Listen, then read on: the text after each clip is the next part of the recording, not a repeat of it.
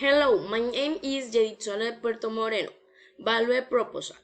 Spanish chorizo. The Spanish chorizo is a meat sauce made with minced pork and marinated with spice. The most characteristic being paprika that provides flavor and the characteristic red color.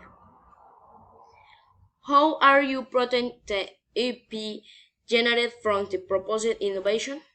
The EP generated from the proposed innovation was registered with the Superintendent of Industry and Commerce, protecting the commercial product. In order that its proposal is not supplanted and plagiarized in general. How do you read the proposal?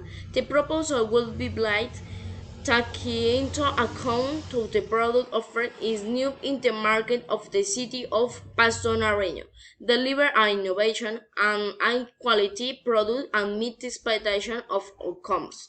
Under what condition are you going to market value proposition? The value proposition will market through virtual and face-to-face media, while marking the product channel and competitive market and be number one in the market. Thank you.